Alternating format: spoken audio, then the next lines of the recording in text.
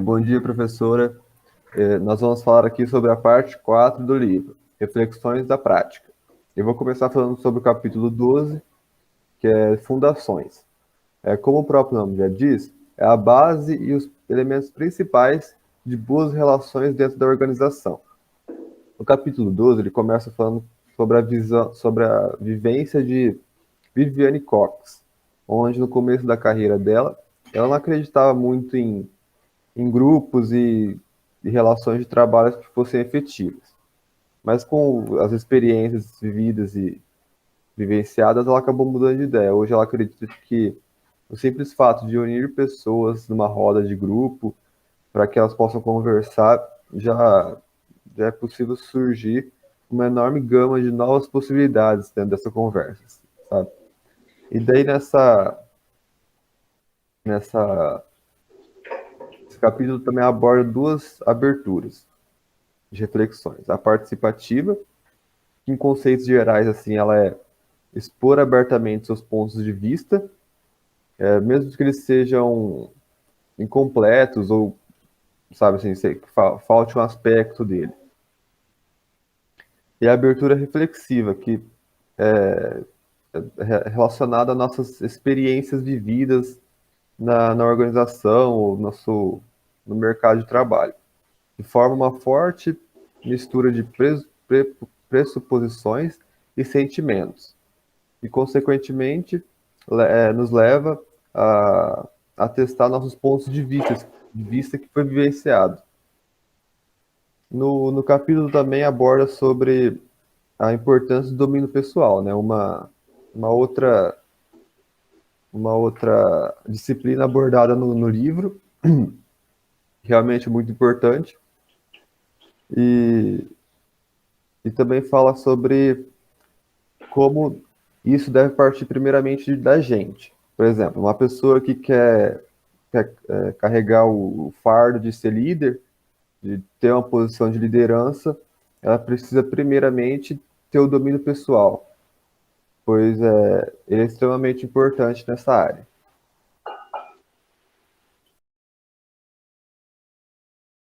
Vou falar sobre o capítulo 13, ímpeto. Construir culturas orientadas.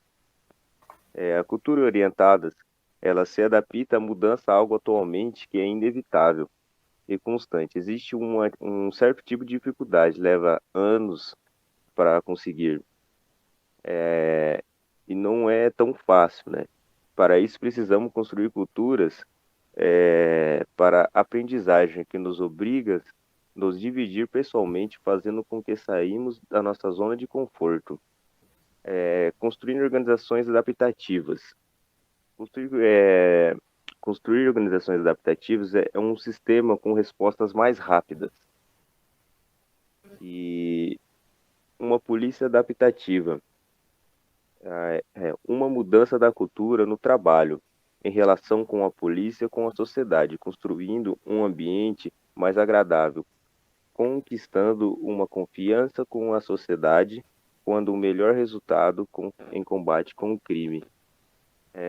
Como opção, a polícia de Singapura, com a construção da cultura deles com a sociedade, eles conseguindo ganhar uma confiança, eles conseguiram acabar ganhando um, um melhor combate ao crime, eles conseguiram ter uma média muito, muito significativa. Com tudo isso, o autor ele quer tentar retratar que no trabalho não adianta trabalhar, às vezes, muitas horas sem ter um trabalho com inteligência.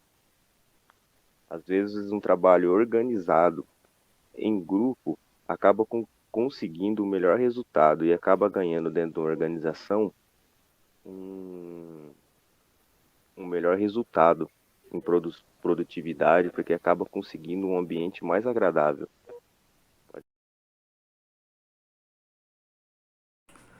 Bom dia, boa tarde, boa noite, professora. Aqui quem fala é o Bianco e eu fiquei responsável por parte do capítulo 14, que fala sobre estratégias. E o autor, ele usa para explicar essas aí a reflexão e a ação, aprendendo com o tempo e as estratégias do RDA. A reflexão e a ação, né, ela é nada mais, nada menos do que uma reflexão, um aprendizado, um momento para você parar e refletir sobre a ação que você irá tomar. Ele nos ensina a ter maior disciplina, se dar um tempo para pensar sobre determinada ação, se ela vai ser melhor a ser tomada.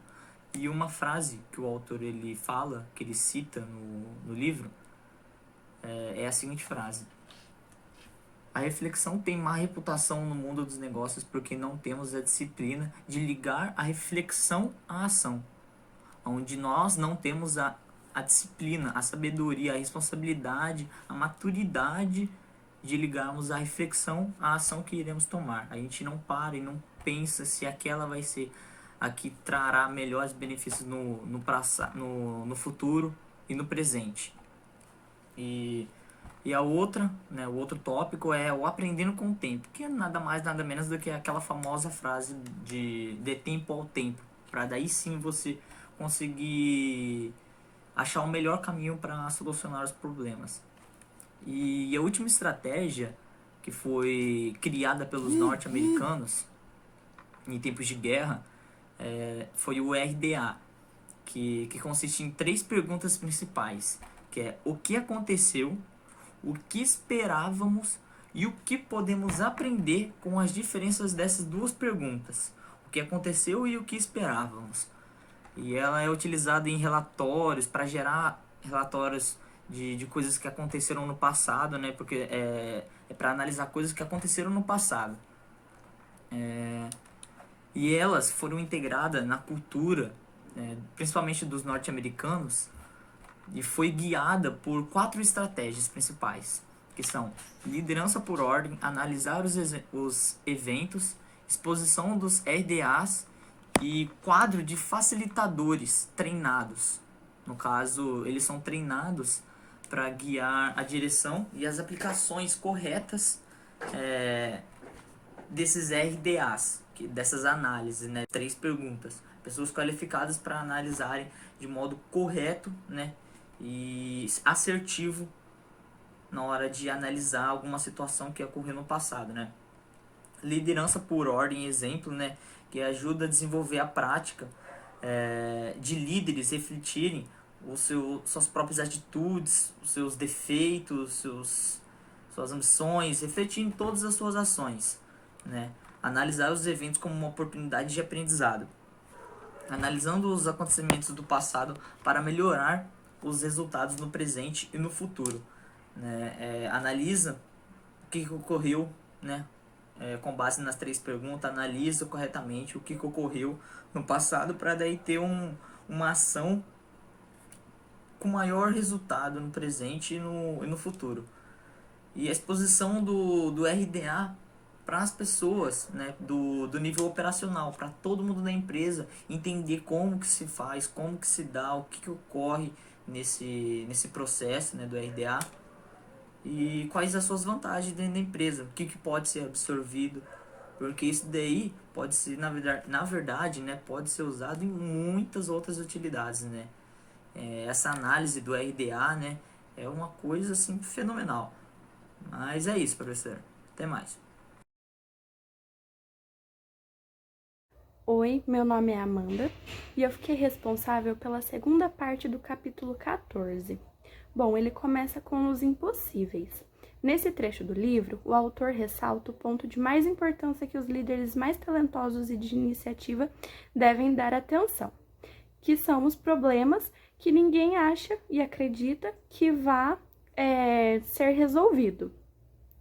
Enfrentando os impossíveis, se descobre ainda que a transformação só acontece quando se é capaz de explorar os talentos das pessoas e suas aspirações mais profundas. O segundo texto, tornando-se bicultural. Aqui, segundo o autor, quando começamos a entender o problema dos inovadores que batem de frente com o sistema das empresas, a gente começa a ver que sustentar a inovação requer líderes que se tornem biculturais. Então, eles se movem com eficiência entre dois mundos diferentes e respeita as regras do jogo de cada um. Ou seja, ele consegue participar do jogo político da organização enquanto promove as mudanças necessárias. Terceiro, transformação invisível. Aqui acredita-se que uma das estratégias para que a transformação de uma empresa aconteça é manter as ideias e inovações fora do radar da alta liderança. Trabalhar na língua do contratante. De acordo com o autor, isso significa ter muita clareza sobre onde fica o poder formal da organização e como ele é usado. Então, você precisa estipular os objetivos da língua e na maneira como a hierarquia vê o mundo e ajuda as pessoas a entender esses objetivos em termos próprios. Criar campos de treinamento. Bom, aqui é importante criar campos de treinamento onde as pessoas possam praticar as competências requeridas. Então, os campos de treinamento ou laboratórios de ensaio, eles oferecem um ambiente muito diferente de salas de aula. As pessoas praticam ativamente o que elas querem, de maneira que possam executar bem. O redemoinho e a parede de fogo. Uma ideia ou meta que passou pela parede de fogo é algo que as pessoas acham que valia a pena prosseguir a ponto de tomá-la como um compromisso de toda a empresa. Muitas ideias potencialmente importantes podem ficar no redemoinho por vários anos, mesmo que elas contem com pessoas que as protejam na alta direção.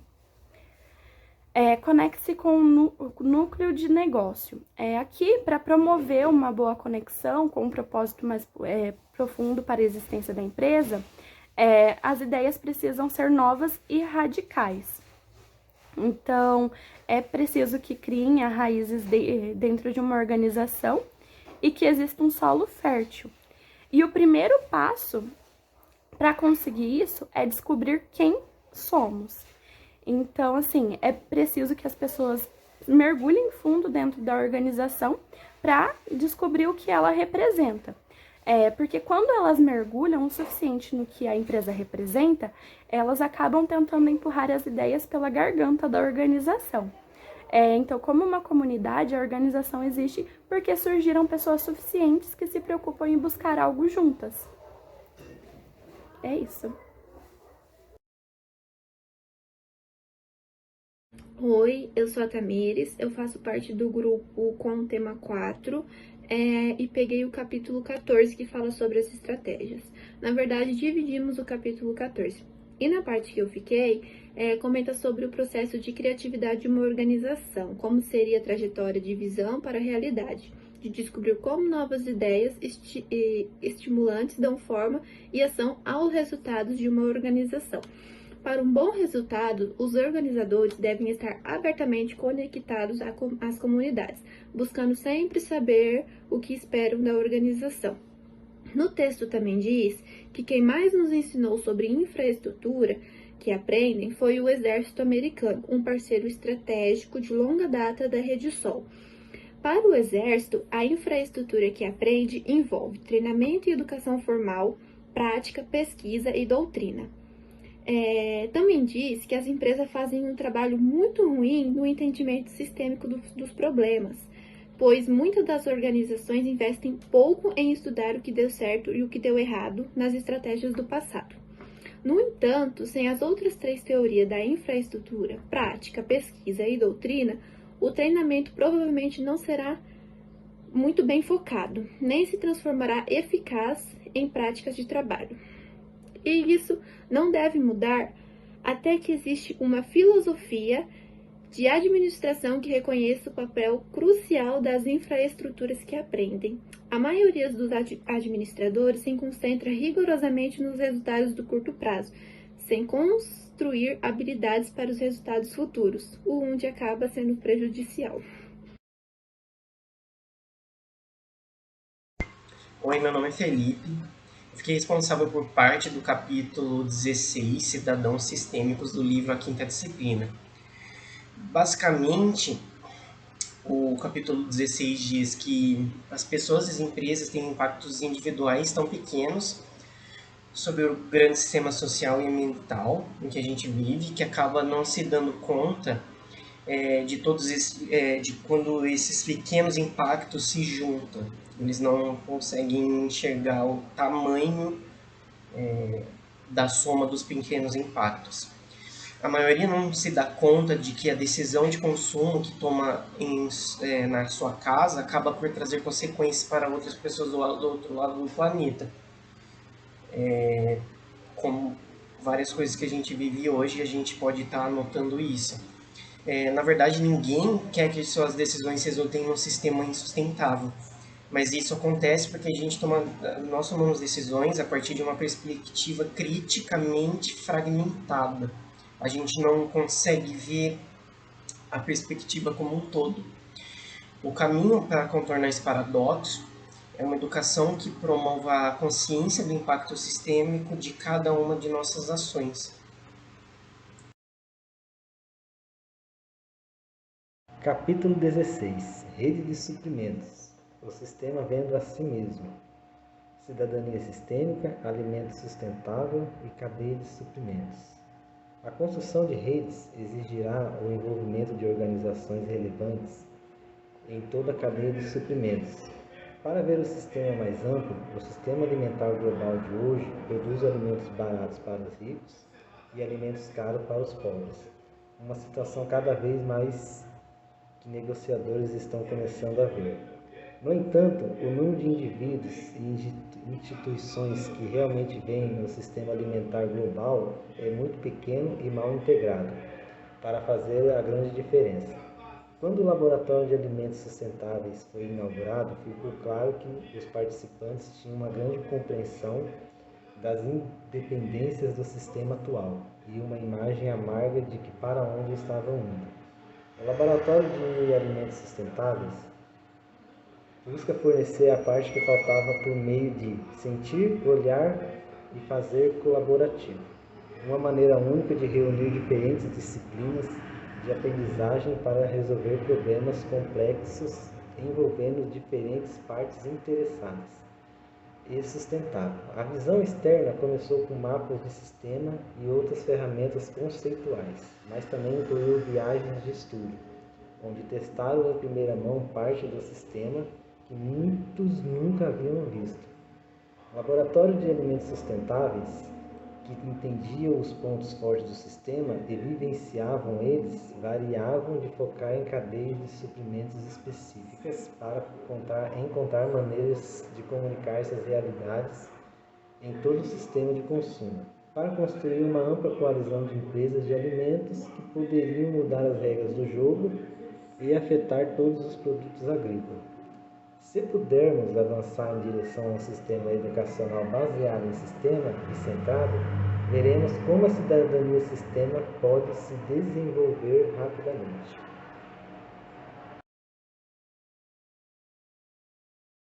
Boa tarde, professora. Boa noite. Não sei qual horário você vai ver o vídeo, mas enfim. Eu sou o Caio, minha equipe pegou a quarta parte e eu vou falar um pouco sobre o capítulo 15. Bom, eu vou ter que correr porque é muito grande esse capítulo. Enfim. O autor ele começa citando uma reunião que ele participou, onde lá ele encontrou a vice-líder do Banco Mundial, que é na parte do Sudeste Asiático. A observação, ela já estava aposentada na época. Ela contou um pouco sobre a história de vida dela e nisso ele abordou o tema de que os líderes eles precisam ser mais humanos, porque muitas vezes os líderes eles só cobram, mas um líder bom de verdade ele procura compreender o que a equipe dele está passando e tenta desenvolver algum meio de contornar aquilo. Logo depois disso, o livro ele já traz um tema fantástico que é o líder como designer. Por que como designer? Porque o líder ele vai entender todo o contexto que ele está inserido. Ele vai ver como que o meio que ele está inserido consegue transformar o trabalho da equipe dele. ou como a equipe dele vai poder mexer no meio que está inserido para melhorar a situação de trabalho.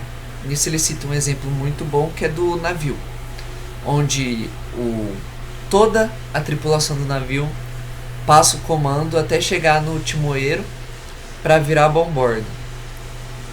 Só que o navio foi projetado para virar apenas a eastboard. Então como que essa equipe poderia funcionar se o navio não pode virar para o outro lado? Então isso é trabalho do líder como designer, ver, precipitar essas situações e melhorar o funcionamento. O terceiro tópico já é sobre a infraestrutura de TI, onde o quê? Onde traz essa tecnologia da informação para dentro da empresa com meio de sistemas ou algum outro meio, como, digamos, a parte de um ponto eletrônico para ajudar o RH a ver carga horária e tudo. Enfim, isso é só um exemplo. Não está no livro esse exemplo. Bom, é uma coisa que eles discutem sobre a utilidade do TI. Utilidade de informações e sistemas de informações. Resumindo, é muito bom ter um sistema de informação otimizado para sua empresa, otimizado para o que você faz. Porém, sua equipe não pode ficar preso no padrão. Eles têm que aprender quando mudar de um sistema para o outro, não ficar preso apenas nas funções antigas, mas aprender coisas novas do sistema, aprender como inserir esse sistema novo. Porque isso vai ser de extremo ganho para a empresa. Vai ser muito bom para a empresa, em geral. Depois disso a gente tem o reconhecimento do designer, que é outro tópico abordado, onde tem uma frase que marcou muito, que é: você pode conseguir que muita coisa seja feita de praticamente qualquer lugar na organização, caso você se concentre nos pequenos ganhos e não se importe com que os outros fiquem com crédito.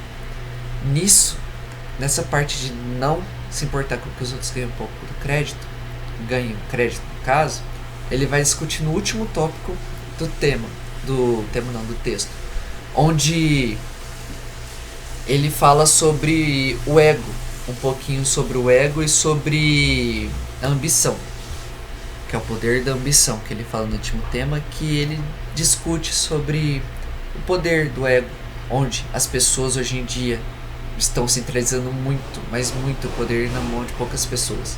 Então essas pessoas têm muito essa vontade, essa ambição, essa visão de que elas têm que ter tudo.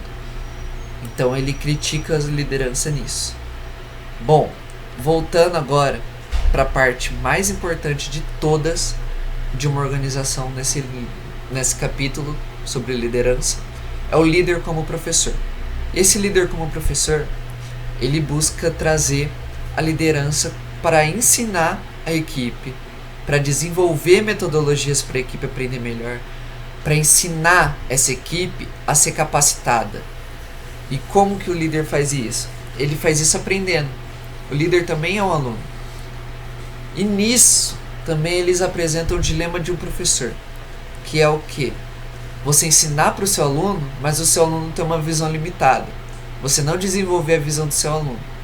Então, no caso, a função do líder é ensinar e deixar em aberto para que os alunos consigam aprender parte por si só, porque isso é importante para o processo, porque isso daí desenvolve a visão do aluno, e que esse aluno ele consiga se desenvolver para ficar em um nível muito bom, para que ele seja tanto igual quem ensinou ele, como seja superior.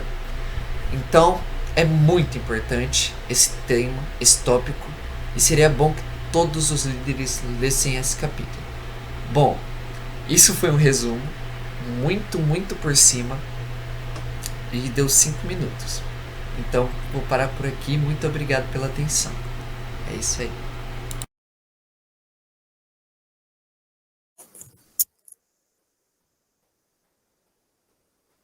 Oi, professora, meu nome é Matheus e eu fiquei responsável pelo resumo do capítulo 17, Fronteiras, do livro A Quinta Disciplina.